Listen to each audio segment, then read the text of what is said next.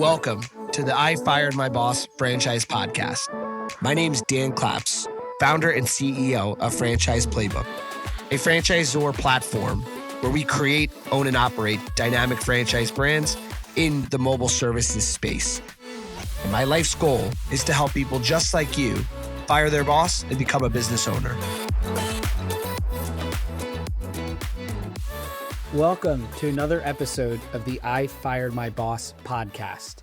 Very excited today. We're out in Madison, Wisconsin, kicking off our annual conference, and we decided to have a little in-person recording session. So we've got some great franchise partners, our very own success coaching manager, Shannon, and myself, Dan. So we've got here today Nina Hunter and Erica, who are both part of our system, both pretty early into the system.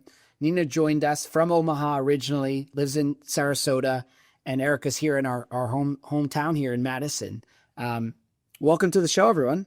Yeah, thanks for having us, guys. Thanks, Dan. It's great to be here. Thank you, Dan. So, we just like to kick things off, like what inspired both of you to get into business for yourself, get into Voda, and, join an industry that's primarily male dominated. I think it's fascinating and amazing. So, what motivated taking that leap? Yeah, I can start. So I think my background is in product marketing. So a lot of what I did, I worked for several different companies where I would launch new products, new brands from start to finish. And so I just got to the point in my career where it was like, I've been doing this for so many other people. Tell you a little bit more personal story is it was met with layoffs. So I got laid off. And that's really what was a catalyst to starting looking into a business for myself. So I thought if I could do it for a company, I could do it for myself. So that's when I started looking at franchising systems. What I liked about the franchising systems is that it really put the structure, it built the structure for you. So that way you can launch the business and you could accelerate and grow it that much faster. So that's what started in the franchise space. Voda specifically, I really liked because I think with restoration, there's always going to be a need to do restoration. And I like the leadership. So I really liked you guys. I like your ambition, your drive to create something new in the restoration space. And I just wanted to give it a female touch. I've had a lot of people in my home that are in the trades industries. Sometimes I feel good about it, sometimes I don't. So I just wanted everyone, any home that we go into, for them to feel comfortable. So that's why Voda, that's why restoration. Love that. Okay. Awesome. Yeah, for me, getting into franchising was something that I really hadn't thought for a long time. So it was definitely something that was kind of a newer in the most recent couple, past years, where I just, I knew I wanted to own my own business. I have a customer service, retail merchandising space, some sales a bit, and then in finance was most of my career. But I found that, going into business ownership was definitely something that I could do for myself, and not to just say that I did it and to prove to myself that I could do it, because that's one of the things, hopefully we'll touch on that, is just challenges today, as women and what we face. But being able to, my husband also partner in this venture as well here, James. So we live in Madison. We work here. Our kids, have gone to school here. So for us, doing something in home services that was where we live with people that we can make a difference for, help, to make their lives better. That was something that was really, really important for us. And so when we were looking into, what was it going to be, and we, specifically the home services space is something that I'm definitely drawn to. And so, and why Voda? I'm going to say, why not Voda? So, and really it's because, yes, we're local to Madison, but we still got to meet the team, ask the questions, talk to other franchisees that were part of the system already, and really just find out what Voda was all about. And the mission, the community was really huge. And then honestly, it's a love story. We fell in love with Voda. Feelings mutual. Yeah.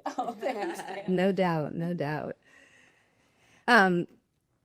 thank you, Erica. Yeah, that's fantastic. Just such a pleasure to have you both part of this network, and I love the passion that you bring to your business and to the network in general. Erica, you mentioned a little bit about some challenges, as it pertains to some challenges and growth, not only in franchising, but maybe in this particular industry. Now that you're in it and you've got your reps in, you've got several months sort of under your belt. What have you found to kind of be some of the unique challenges as it pertains to women in restoration and in the cleaning industry specifically? Yeah, for me specifically, was really dealing with ambiguity. The unknown that's out there. I've been a part of larger teams. I've been a part of really great, experiences where a collective effort has,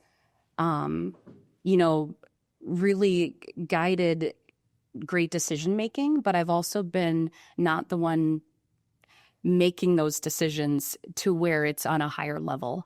And I think that that's one of the challenges that I faced, is that fear of the unknown, getting into this.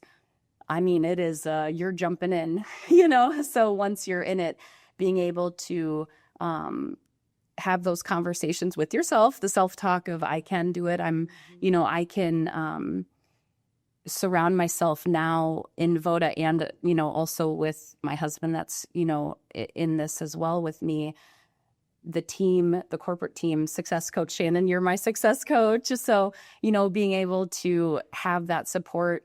And I don't want to say anytime I need it, just drop of a hat, but really it is. Everyone has just been so helpful. And I think surrounding yourself with the people that can help you impact the way that you want to impact things and to help you grow and succeed is just by far, you can't even put a measure to that. That's awesome.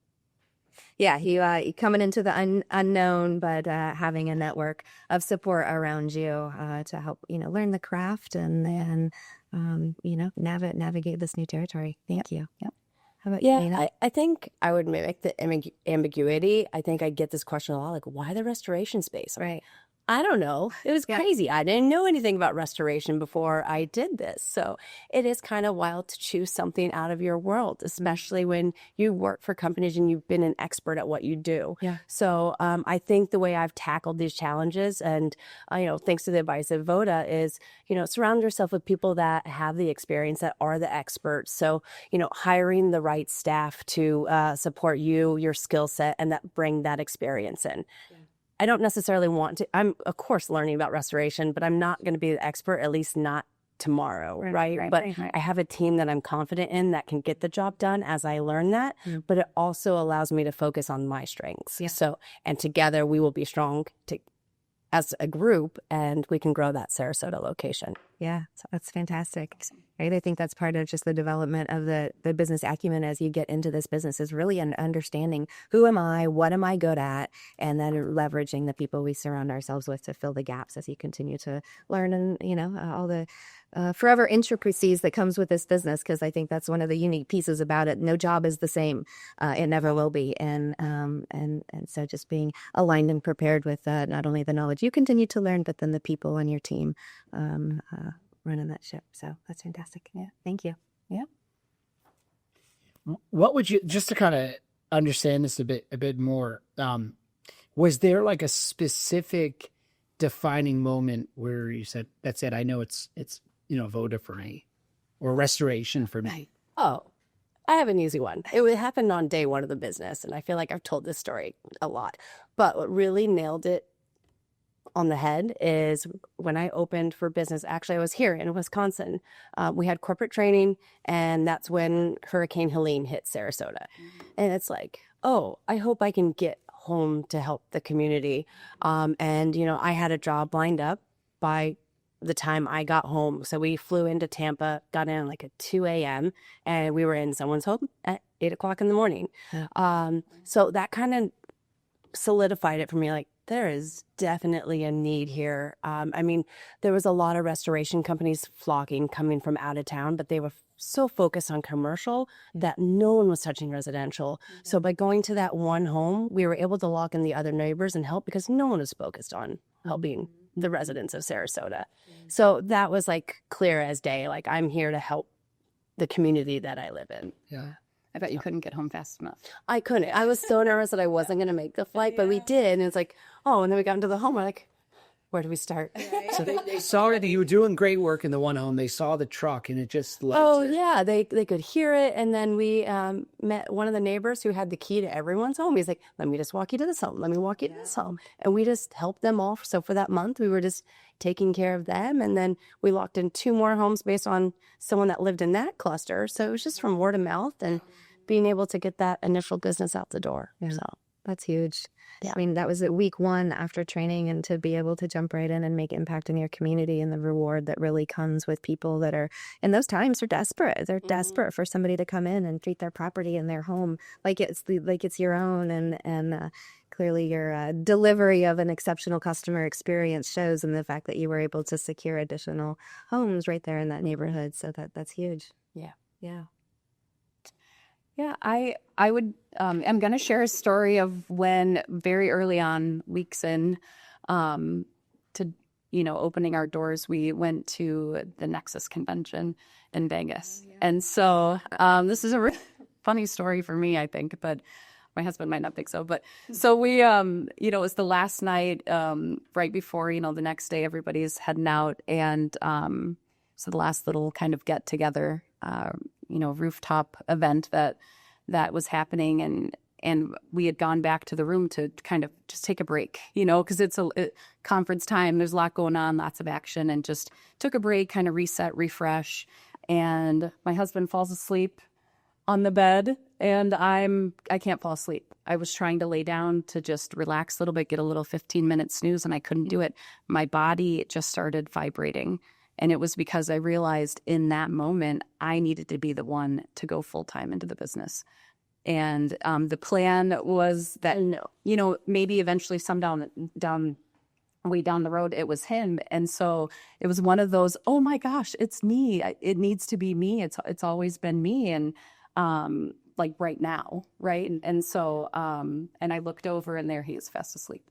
And I wanted to wake him up so badly and to share and to tell him, but I knew, I would wait until he could really just enjoy in the excitement when he was available too. So, Right. Yeah, you shared that story with me, and when you told it again, I think both Buzzing and I got goosebumps, because it was a really clear, defining moment. Yeah. When earlier you said about kind of the uncertainty, and then how this thing has unfolded, and so much clarity comes in sometimes the most random times, but then when you feel that, that's when you know, right? So, yes. I couldn't calm myself down. Right. Yeah. Yeah. It was awesome. That's a very powerful moment. Fantastic. Love it.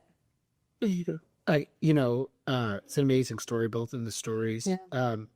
Let's kind of flip it on its head, though. Like, now that you're in the franchise, caringly candid or transparent, especially a lot of people that listen to this, either they're property managers in restoration, non-franchise people looking at buying a Voda, also kinds of listeners. But what's one thing you wish you knew before becoming a franchise owner? Yeah, I think in general, I wish I would have known the resources sooner. I always thought, I think a lot of people think franchise, they think food, right? Sure. So they don't even explore the realm of home services, or they don't know what other franchises are out there. And it's great because you have a business model that you can follow and implement it. There's a lot of different financing options.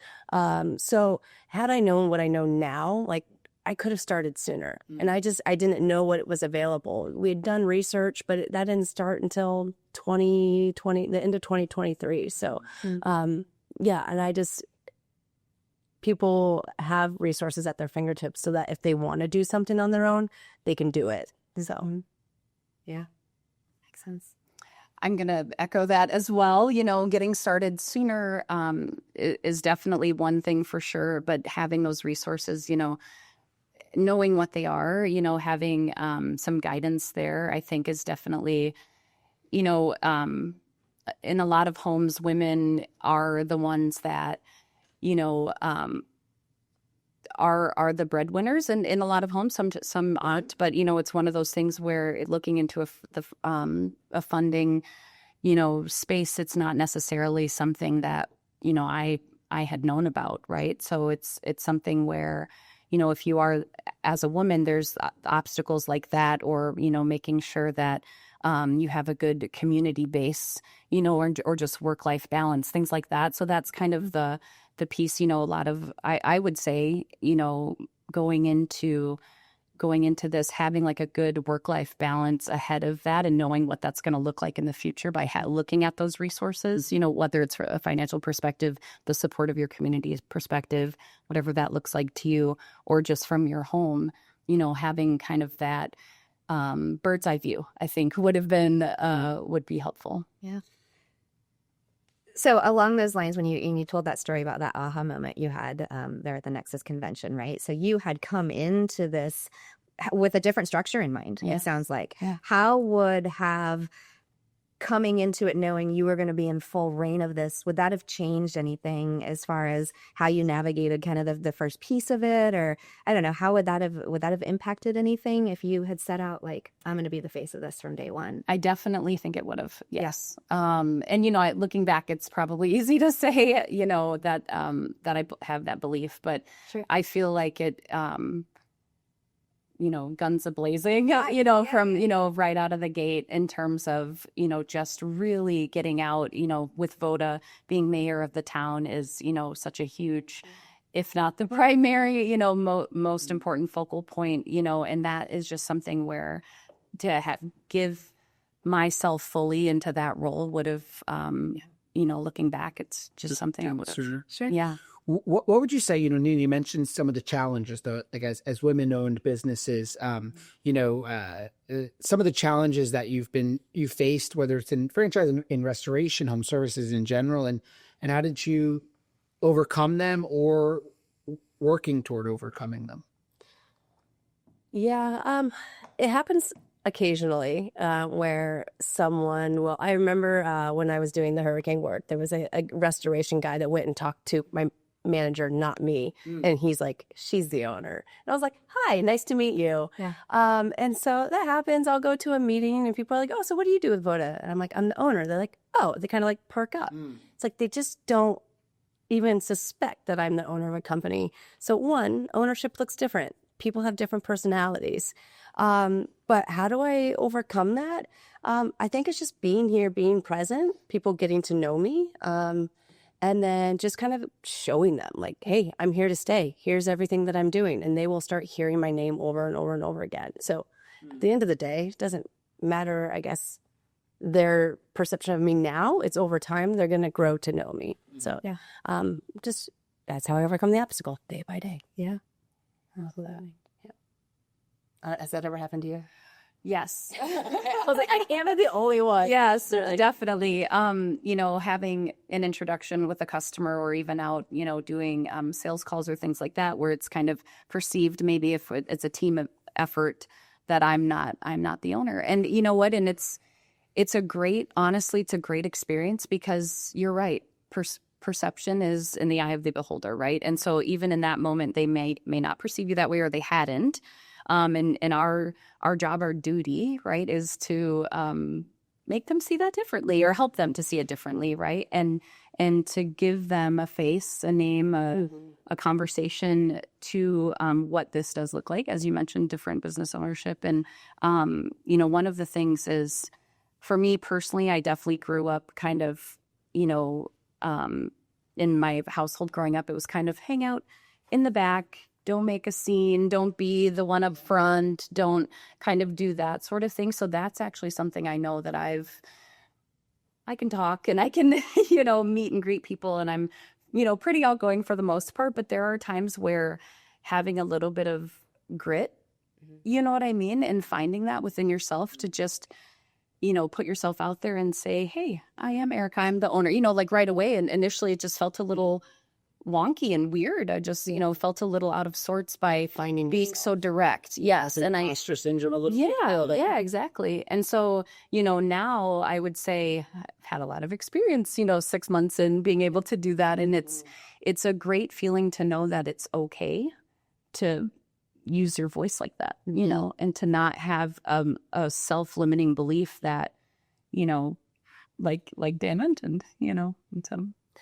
I also feel like it adds a different perspective too, because I think like women being household managers, and I mean that in like they're usually the project managers coordinating everyone. Yeah, men. Yeah. I think sometimes they have a sense of relief, or they have a little bit more built in of trust, because they're like, okay, I'm dealing with another woman, and I know. I don't know if that's good or bad, but they just feel a little more secure in knowing that they can work with us on something. It's a superpower. Yes. There's a unique perspective on what home means, and when the home is disrupted, like I think there's a presence that we bring that is really unique.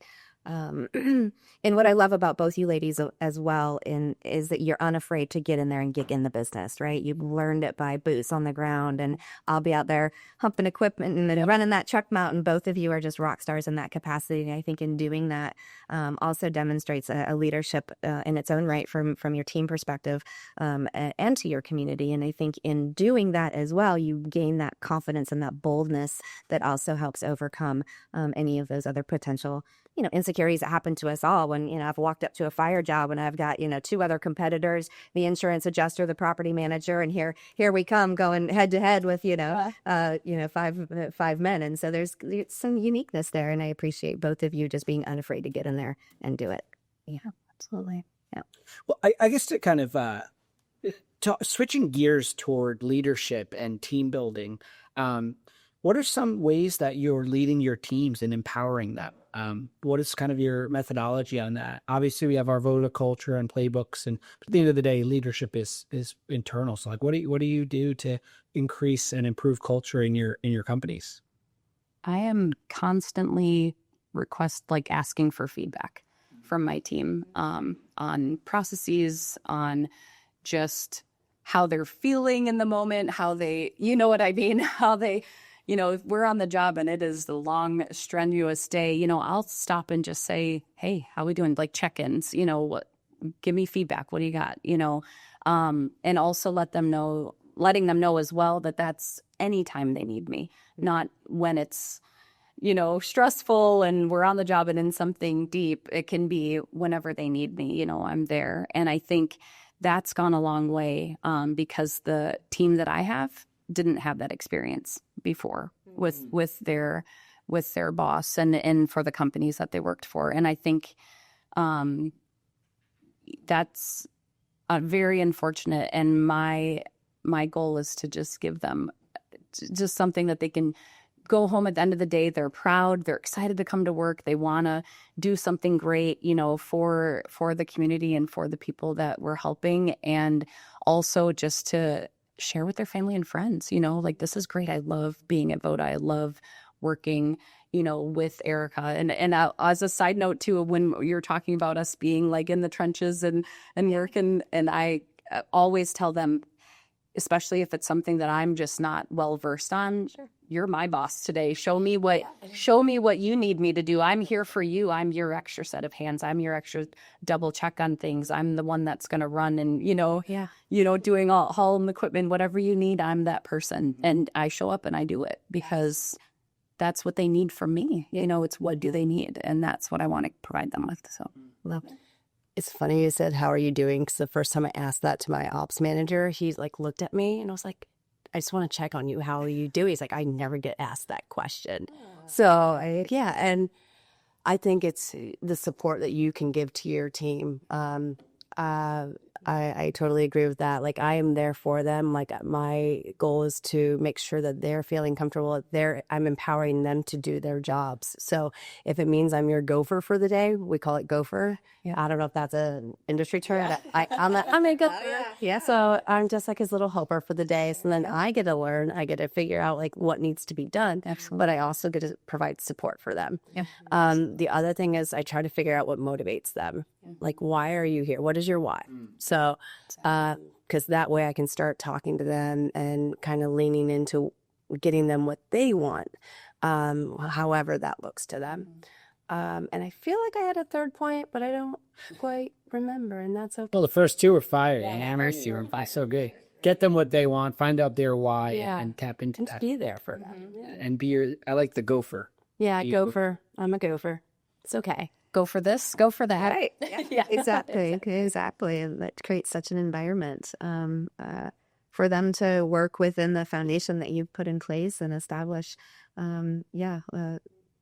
their goals and their leadership skills in their own right as the whole team continues to develop. Well, and the best part too is when I do it wrong, that's their opportunity to show me the right way, right? Yeah. And then they have a chance to train me, and I'm so thankful for that because they have the years of experience. You know, I'm new at this. I'm willing. I want to learn. Yeah. You know.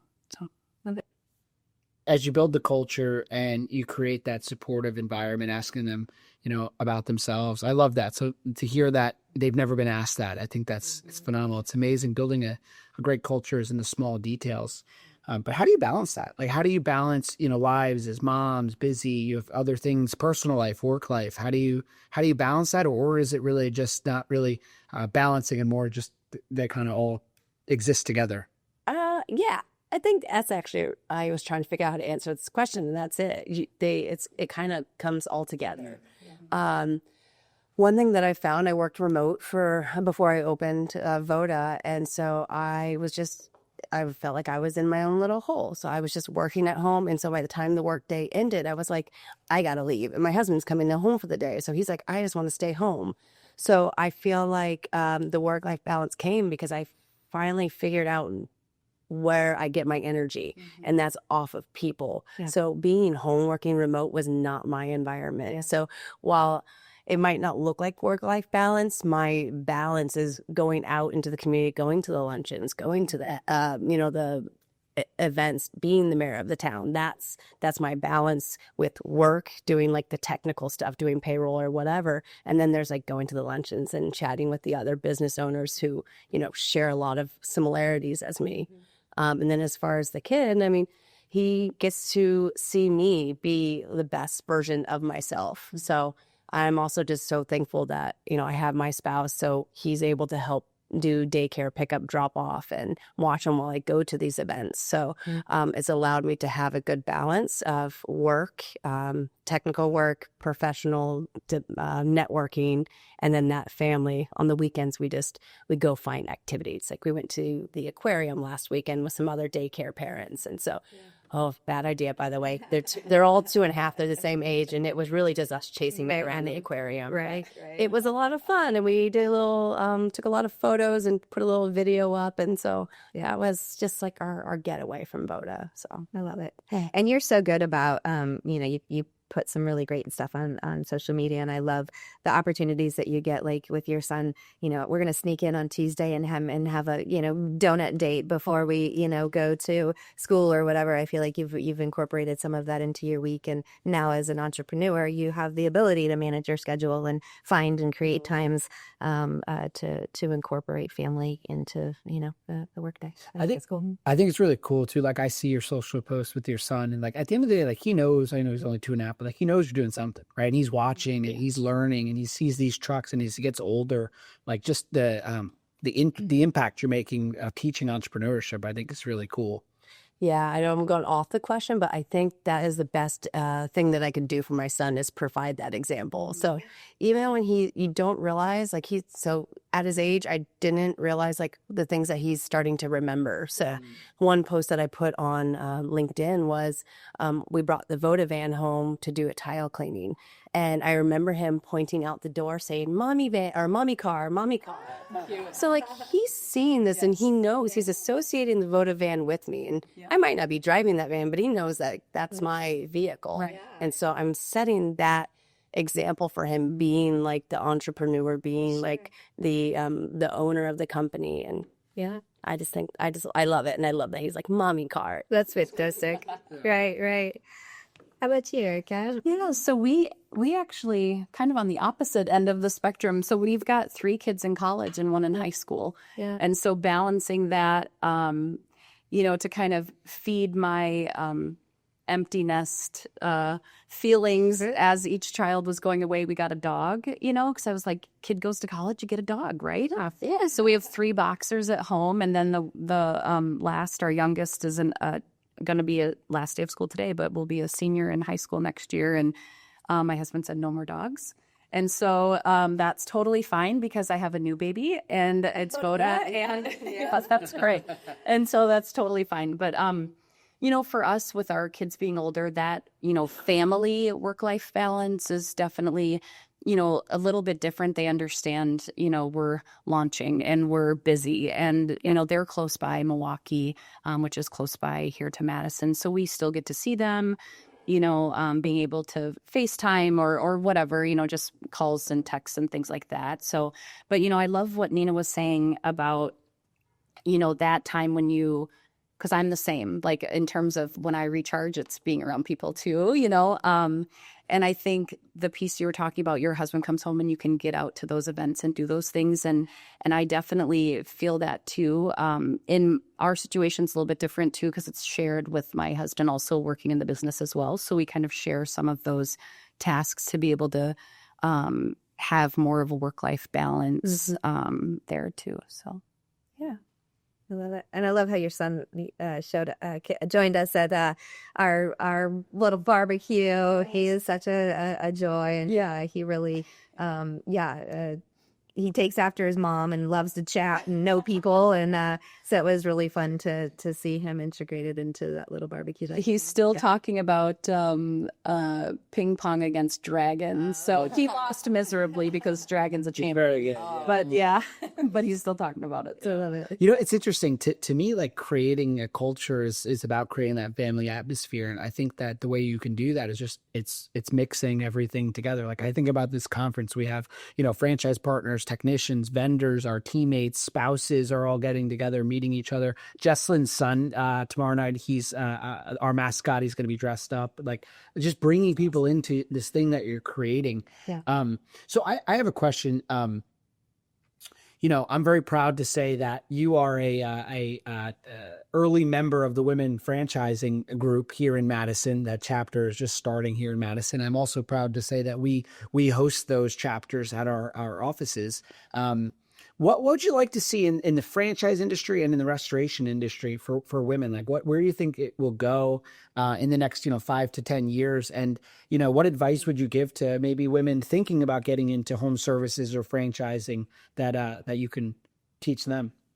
Yeah, I would say the obvious answer that I could give is more women in franchising, right? Yeah. So just overall, and creating that space of and going back again to community, because that is such a, having that support of community. And again, whatever that looks like, it's your gym, it's your close friends, it's, whatever your other groups that you may be a part of, having that. And if there are more women in franchising that have gone through these struggles that we talk about, having resources and having, that connection, or having lack of resources, I should say, or finding that, and then having that connection to home, as Shannon was mentioning, and things like that, having more women in that space in franchising specifically to be able to lift each other up and talk about the things and have real honest conversation and just help guide too. I'm new to franchising, and part of my journey has been, well, what do I do? Where do I go? Who do I talk to? What networking groups do I get into and things like that? Mm-hmm. So that would be something that I think would just be, miles and miles beyond. Yeah, absolutely. Mm-hmm. Yeah. So I think franchising in general, just business in general, having that woman presence. And it's kind of weird because I feel like maybe people assume it is male dominated, but I've been very blessed in the Sarasota market. There's a lot of women's groups that I have been, someone had told me about it. So then I started joining these groups. And so it's been great aligning with other women owners just out the gate. And I think if we can have more of that, there's a lot of traits or skills that women lend to the space. So in the next 5 to 10 years, just kind of building on that and then building each other up. Like there's one other company that I've gotten close with who they're in the same industry, but they are female owned. And so we're kind of at the same spot where we just kind of talk to each other just from a perspective of the Sarasota market. And, we were just chatting yesterday, how's business and whatnot. So, competition aside, just like having an ally there to help each other out and just to talk to. I think the power in partnership, right? So even if it's the same space or not, is huge. That power of just knowing that you can partner with somebody and save status. Exactly. Yeah. Awesome. And I kind of go back to kind of what you had mentioned, Nina, earlier around wishing the question about what would you have, if you knew this different before you started, how would that change things? And you mentioned about how much easier it was than you kind of thought. And if you had realized the resources and the path sooner, maybe you would have started this journey sooner. And I think there's opportunity to continue to lead the way and show the path and make it really, really attainable. Because I think sometimes we think of that's too big. I can't, the why, right? And maybe tend to get a little bit more in our head around some of those things. So being able to really be confident that there's a clear path to this and that there's, people and groups and resources to bring additional women leaders into, not only restoration, but franchising in general. So I loved that when you said that kind of, was thinking through, making it the path is there, and then just being bold, right? Continuing to be bold. And as I've gotten older and as I've become more comfortable in my space, both professionally and in this industry, and then now it's just knowing that and walking with that, and just being unafraid and being, stepping out of the comfort zone and being comfortable with being uncomfortable.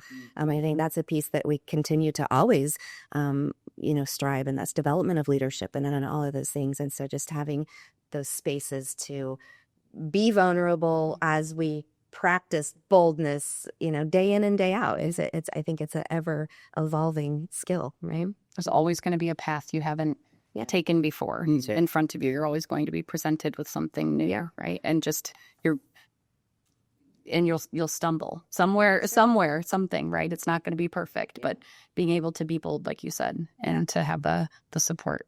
That's like the biggest thing I say is like the one bit of advice I give to people trying to open a business is like, just go for it. There's always going to be a reason not to do it, but it's the people that push through and just get going. Yeah. Like you said, you're going to fumble, but you're going to find a way. You're going to have a problem, you're going to overcome it, and then the next day you're going to be able to tackle that problem, and then you're going to have a new problem, more problems. But it's like people that just keep moving forward, that get that momentum going. Yeah, right. And so it's just, that's the simple advice I can give, is just go for it. Yeah. So that's what way. Erica, Nina, Shannon, thank you for joining. For those listening, thank you for listening to the I Fired My Boss podcast. If you like the episode or any of our episodes, please do give us 5 stars or a review, or share the podcast with friends and family in business or thinking about getting into business. Thanks again for joining. Thanks so much. Thank you. You're f***ing fired. If you want to say those words to your boss, make sure you head on over to ifiredmybosspodcast.com and fill out the form to schedule a no-cost consultation. And if you enjoyed this episode, make sure to subscribe, leave a review, and share with a friend who might also want to fire their boss.